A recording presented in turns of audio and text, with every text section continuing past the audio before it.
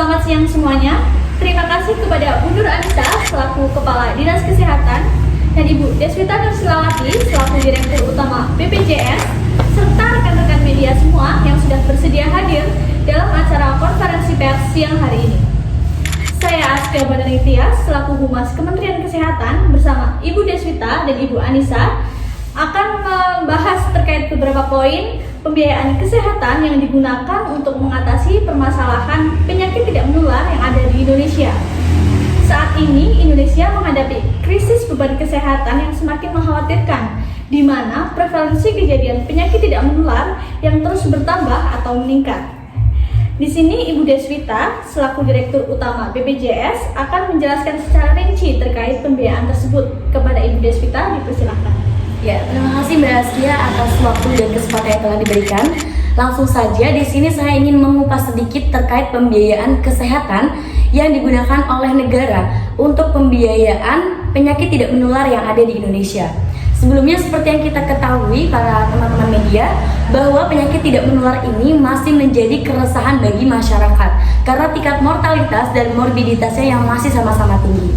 Dan BPJS Kesehatan telah mencatat penyakit katastrofik atau penyakit berbiaya mahal menempati urutan teratas dengan klaim biaya pelayanan kesehatan JKN dan KIS. Nah, berdasarkan hasil studi dari TNP2K dengan data dari BPJS, jumlah kasus penyakit ini mulai dari tahun 2014 sampai 2018 angkanya terus mengalami peningkatan. Di tahun 2014 terdapat 6 juta kasus dengan total pembiayaan sebesar 9,1 triliun. Sedangkan pada tahun 2018 terdapat 19 juta kasus dengan pembiayaan sebesar 20,4 triliun.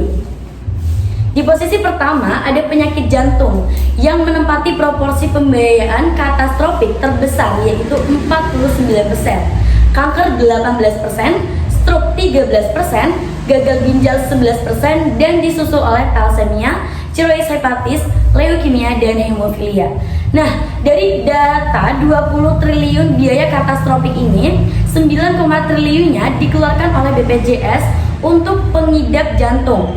Ada juga kanker yang menganggar sebesar 3,5 triliun, stroke sebesar 2,5 triliun, gagal ginjal sebesar 2,2 triliun, thalassemia sebesar 581,8 miliar, hemofilia sebesar 491,1 miliar, leukemia menyerap anggaran sebesar 400,8 miliar, dan terakhir ada cirrhosis yaitu menghabiskan anggaran sebesar 291,7 miliar.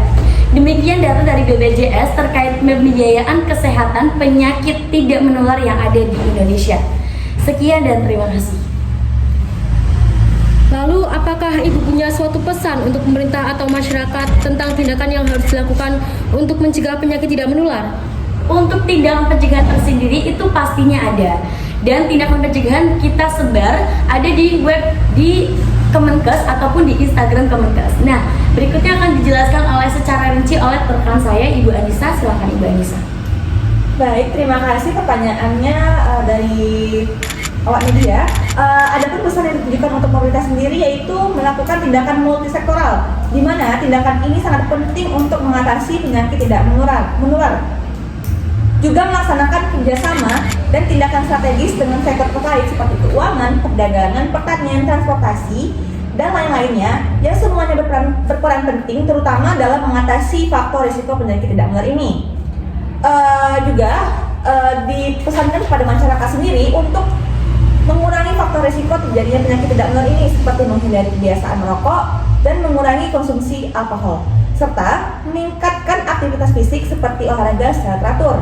Masyarakat juga dihimbau untuk mengikuti program pemerintah, yaitu program Jaminan Kesehatan Nasional dan membuat Kartu Indonesia Sehat atau JKN KIS, yang mana program ini akan membantu pemerintah nantinya dalam pembiayaan yang dikeluarkan untuk penyakit tidak menular ini. Terima kasih pertanyaannya.